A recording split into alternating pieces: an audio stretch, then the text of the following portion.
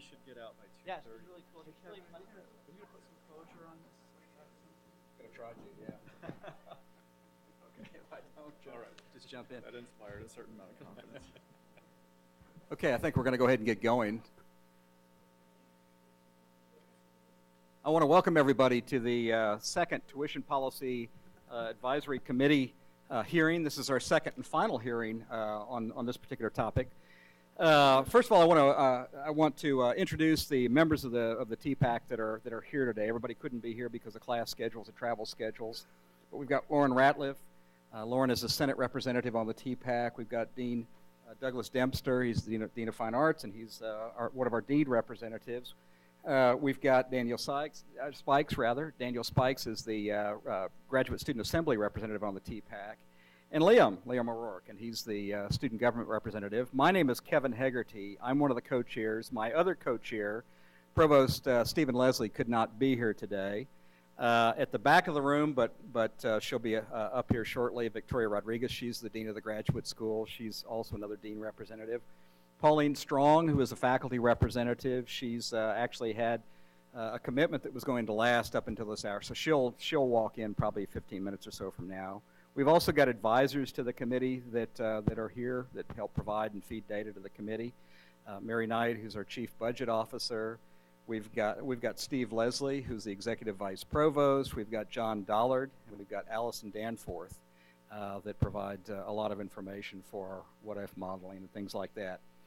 A lot of people are on very tight deadlines. In fact, some of our student representatives on the TPAC have class at 2, so I apologize, but they're going to be they'll just get up and leave when time comes.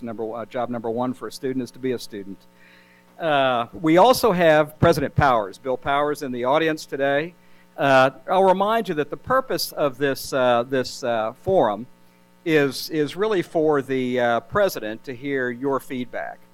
Tuition Policy Advisory Committee issued its report and its recommendations December 1st.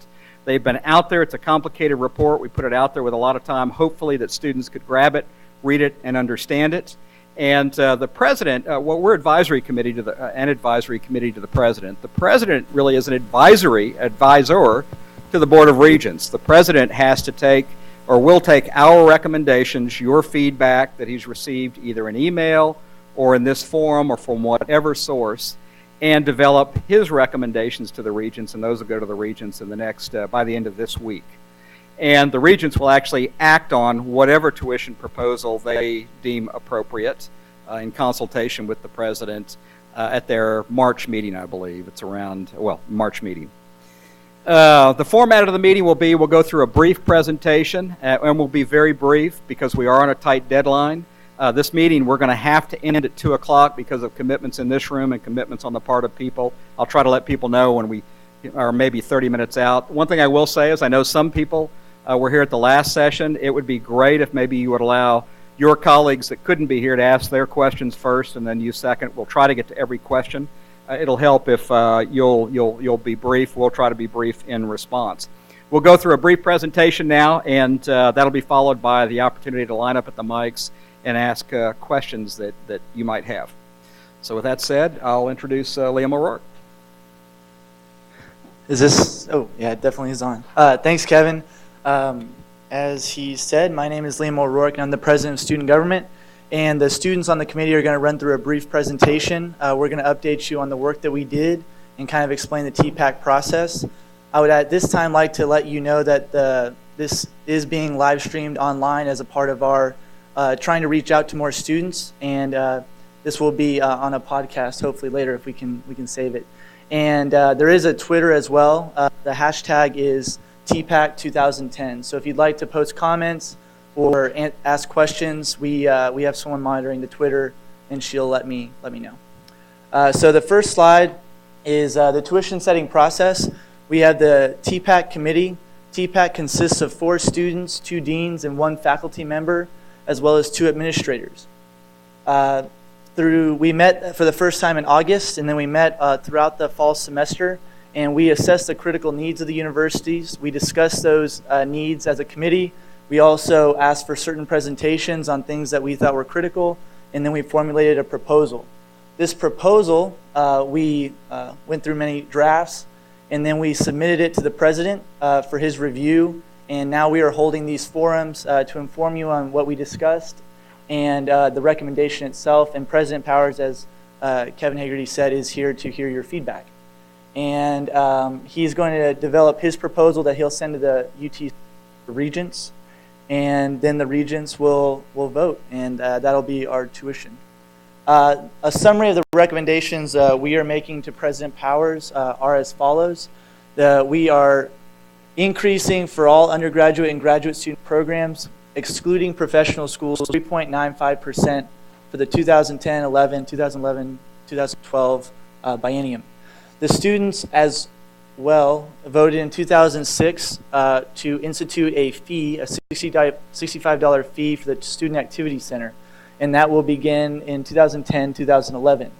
The combined effect is that it'll increase resident undergraduate tuition by $241 or 5.4%.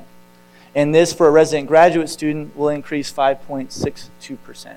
So this is a summary of our recommendations, and I'm going to hand it off to Daniel Spikes, who will take you a little bit more in depth.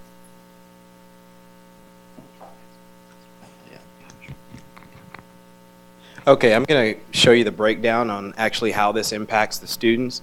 Total cost per semester to attend UT 2009-2010 school year was $4,468 for undergraduate students, $3,882 for graduate students. With a 3.95% increase, that would lead to $176 additional to the undergraduate and $153 for the graduate tuition, including that SAC fee or the Student Activity Center fee of $65 for each. That will lead to $4,709 for undergraduates to attend 2010-2011 and $4,100 for graduates.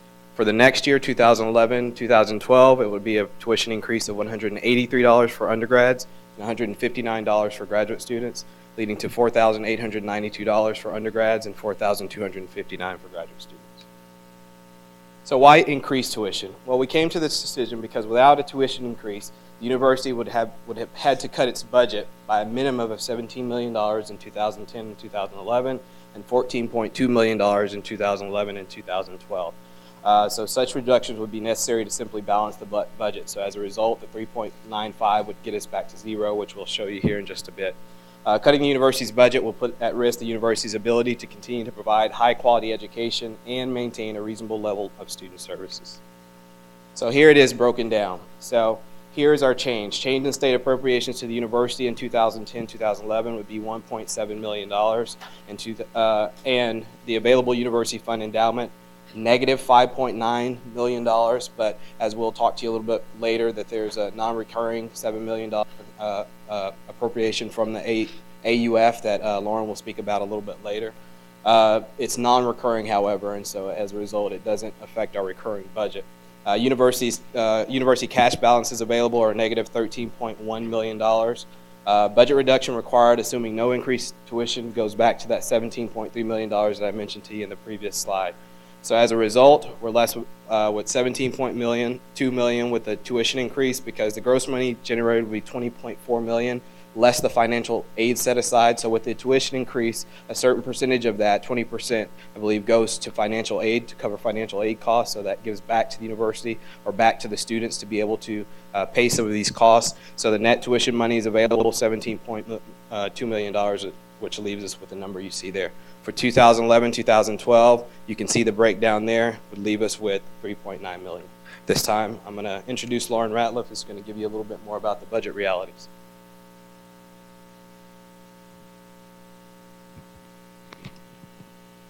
Okay, hi guys, I'm Lauren Ratliff, and I'm the president of the Synod of College Councils. I'm going to talk to you about budget realities, and I just wanted to go back to the last slide. As you see, even with the 3.95% increase for 2010-2011, we are still a little bit negative, so it pretty much just gets us to the green. To continue to progress, the university would need $50 to $60 million annually.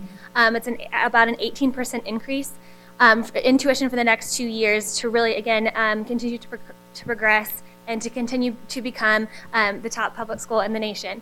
Again, the proposed increase of 3.95% avoids a severe budget reduction, but doesn't allow for significant progress, and so that's really important to to understand.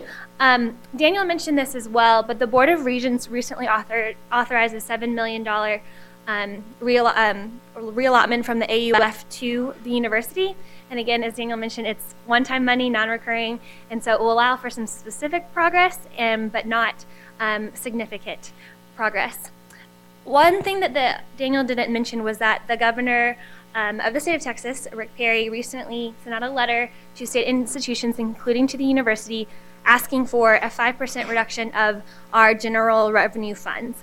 And so that would, that plan, it's a plan, the university right now has to come up with a plan to cut $29 million from the budget. Again, it's the plan, the government hasn't taken it away from us yet, but that could be additional money that is not going to be in the budget that we have to keep in mind during this. And also just wanted to say, with budget realities, even though 3.95% pretty much gets us to the green, each college is going to be making decisions, hard decisions about budget reallocations and what to do with the money they already have. Some faculty increases and or salary increases, excuse me. And so there's changes going to be made all out throughout the university, including classes are going to be different, class sizes could become bigger, and so even with the 3.95% students tuition increase, students will find and will feel the effects of that in some way. And again, I think the university and the administration are doing whatever they can to lessen that effect on the students. And I'm going to hand it over to Doug Dinster to talk briefly just on the college level. I'm Dean of the College of Fine Arts, and just to elaborate on what Lauren has said, my responsibility, and this is true for all the deans, department chairs, is to deliver the highest quality education with the resources available. So this is all about next year's tuition and the overall revenue picture. And the background problem is that our endowment income is declining, and that accelerates over a few years. It doesn't bottom out this year or next year. It gets worse, and trying to fill that gap in some fashion out of other revenue sources. So we're talking about a 3.95% increase for next year to do what we can. Just to give you some perspective, in this year, it hasn't been a picnic either. So we got a 4.95% increase, which again was one of the lower increases we've seen over, I think, the last 20 years. But the declining endowment income has made it very difficult. And you've heard some of the economies we've had to impose to make ends meet, beginning with no raises for staff, modest raises for a few targeted faculty, where issues of merit and equity seemed unavoidable. We've been consolidating sections into larger sections. The College of Fine Arts has eliminated a number of elective offerings, especially to non-majors, in studio art, music lessons, dance for non-majors, acting for non-majors, which we had been hoping to increase for the benefit of the undergraduate student body, but that seemed unaffordable to us. We've left faculty and staff positions vacant in order to economize. We're reducing funding that would ordinarily be committed to instructional equipment, technology, and other student services in order to preserve faculty lines. We are planning next year to reduce assistantship funding for TAs and AIs by 10%, an unavoidable economy, and looking at a 3 to 5% decrease overall in our instructional budget. And we're trying to do that in a way that minimizes the effect on students across the curriculum. But there is not 3 to 5% fat in our instructional budget, and we're going to be forced to make very hard choices, even with a 3.95% tuition increase, and even before we may end up realizing some further cut as a result of the governor's advisory. So under the circumstances, from the standpoint of a dean, we hate to see tuition increase in such a tough economic time. That's not easy for you all or families, but there's also the trade-off in the quality of education we can deliver and the consequences of making further and more severe cuts. Thank you, Dean Dempster. Right now, that's the end of the presentation part of this forum. And like I said, you can go to the website, you can learn more, you can get this presentation, the recommendations themselves, and also just another plug, this is live stream, and we have a Twitter if you want to ask questions on the Twitter if you're watching online. And now I'll hand it over to Mr. Hagerty, and we can start the questions. So, if you have a question, we'd ask that you line up in front of the microphones and ask your question. One thing I'll remind you is at the last forum, there were a number of questions that really didn't deal with tuition policy, the recommendations that this committee met. So I will ask you to keep your questions on point. It's not that we're not trying to discuss those other issues, but there are other forums for discussion of those issues, including getting involved at a grassroots level in one of these organizations.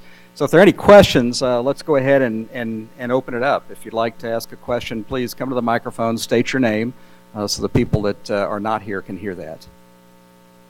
And while you're thinking about that, I'll make one other comment, since comments have been made at the last forum, and Dean Dempster brought up the issue about endowments and performance. At the last hearing, there was a comment made about, well, students are really just bailing out UTEMCO. And I would disagree. It's certainly part of the reason why we are asking for part of the increase that we have is because of the decline in the payout of the endowment. Keep in mind, this is the public endowment, otherwise known as the Permanent University Fund or the Available University Fund. It's a return that's based on market-driven investments, so that to the extent the overall market's down, the payout is most likely down. But the benchmark is really how did UTEMCO perform relative to other money managers that are out there, and the answer is quite brilliantly, quite well.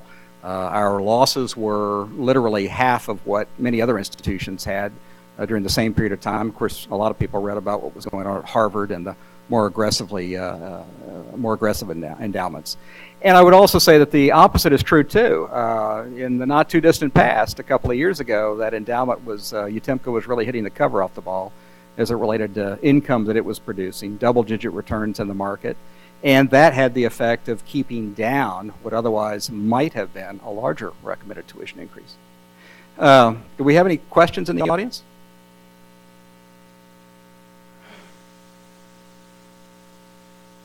Okay, if not, we'll bring the meeting to closure. Several of us will remain behind, so if you'd like to visit with us one-on-one, we're happy to do that. Oh, yes, please come to the microphone and state your name. Hi there, my name is Matt Portillo, and my question is for Mr. Hagerty. I remember you saying at the last forum, the university revenue, I was trying to explain this to a friend the other day and then realized that I couldn't. You said it was divided about 75% of it, I'm sorry, the expenditures. 75% of it was towards faculty and staff salaries and wages. And I can't remember what you said the other 25% of it went to. I'm sure it's a long list of things, and it doesn't need to be exhaustive. I was just wondering things Sure. like... No, first of all, we appreciate you being here, Matt. About 70 cents on the dollar of every dollar we spend are for some form of faculty or salary, whether it's my salary, whether it's a faculty member's salary. But universities are still a human exchange kind of business. They're very people intensive. The other 25 to 30% are spent on goods and services, anything from producing the electricity that run the place, buying natural gas, et cetera, to cutting the grass, to making the buildings operate, buying the chalk that's in the classrooms or the pencils, those kinds of things. Fellowship, yeah, that's right, scholarships and fellowships. That's a big part of the dollars of the other 25-30% that go to students. At the last hearing, there were a lot of questions about the nature of the expenditures of the university.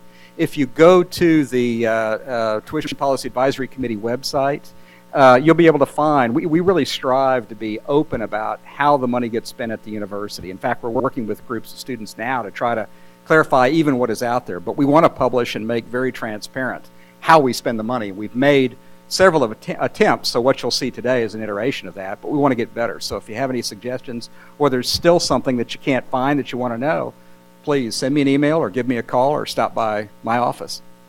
Okay. But thank you for your question. Thank you. Appreciate the opportunity. Hi, my name is Marcin Ruszinkiewicz, and I'm a graduate student. And I was wondering, since there's clearly no correlation between the quality of undergraduate education or education being offered and these tuition increases, Whether or not, now that the governor has asked us to come up with $29 million, if you're going to pass that on to the students and maybe do a higher tuition increase, maybe another $29 million in tuition would look pretty good at the university budget right now. Well, certainly the proposal at hand is the one on the table, and that's, the president will make recommendations to the regents. But I've heard absolutely no discussion on the part of the president, the regents, or anybody else to turn around and say, let's pass this on. The thing that I would say is that right now we have been asked for a prioritized plan. It was possible for the governor to issue a budget rescission, which basically means write a check and write a check now. That did not happen. I think what the state leadership is doing is saying they don't see tax revenues coming in vis-a-vis the plan or how they thought they were going to come in, but we want to be cautious before we actually start to cut things. Let's see a month or two more of tax receipts and decide if we have to cut, how deep those cuts might be. And meanwhile, because we'll have to react quickly if things go downhill, we need a plan. We need levers that we could begin to pull fairly quickly to cut budgets if it comes to that. So, but it's very unclear as to whether or not the nature of the cut would be just a one-time. We just need to heal over until we get to tax revenues having recovered, in which case it's more like writing a check out of a savings account, or whether or not we have to make real recurring cuts in our budget, which would be potentially damaging to the institution. So the $29 million is going to come from cuts. It's not going to be any extra revenue from tuition. It depends on the nature of the cut, and that's what we're trying to get clarification I'm just from. trying to understand. I mean, if it's not going to be more income, then it would be cuts, right? Well, yeah, I mean, I don't have the ability to go out and generate $29 million worth of income, absolutely. And that's what we're concerned about, because, again, if they have to be recurring cuts, that's a very different situation than having to, let's say, write a check out of cash in the bank, so to speak. Well, but by the same token, tuition never goes down. So, I mean, you could raise the tuition $29 million right now and not worry about it. Well, right now I've heard of no plans. That's not the proposal that's on the table, and I've heard no plans to put such a proposal on the table. When will we hear about the cuts that will be coming forward when the tax revenues come in? Once we know exactly the nature of the cuts once we know the nature of the plans that the governor is asking for, we'll communicate with the campus and begin to prepare those plans. Now, if they're actually implemented, then we'll expect direction from the governor as to, in our prioritized plans, what reductions he may want to make. It's not at all clear, too, that this would be 5% across every agency. The governor may very well decide, look, higher education is a higher or lower priority than some other area, let's say like the Texas Department of Transportation. Those are decisions that need to get made. I'm sorry, I just never heard an answer. So there will be no effect on tuition from the governor's... There's no proposal on the table to affect tuition for the governor's proposal, because we don't know the nature of the governor's proposal. So there's no proposal for a tuition increase and there's no proposal for cuts, but somehow... This committee has not put a proposal on the table to increase tuition for the 29, the governor's cuts. And it won't before your final recommendations are taken to the board. There's no proposal at hand. There's no discussion at hand. Great. The other thing we're saying, I thought at the beginning of your remarks you said there was no connection between tuition and quality of undergrad. Well, I mean, clearly at the point where you're laying off so many people, increasing class sizes, there's no better, 3.9% better education that you're offering. Yeah, right. Right. It would be better to have more revenue from other sources, and that would allow us to do more. But it's also worth noting that in the tuition proposal, there is an expectation to fund undergraduate curriculum reform, and 20% of all the new tuition revenue will go toward need-based scholarship. So it's not as if this tuition increase... The scholarship to a university that's teaching worse than it did a year ago. Yeah, sure. We're of course going to try to minimize the negative effect, and we'd like not to have any negative effects, but the fact that the tuition increase will generate $17 million in new need-based tuition scholarship is a good thing. Yeah.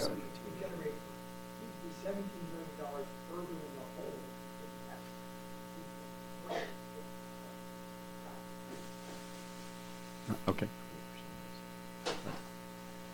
Any other questions?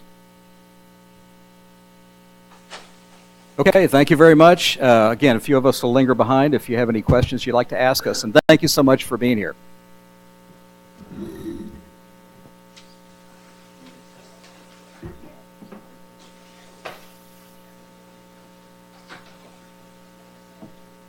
So is CPAC done?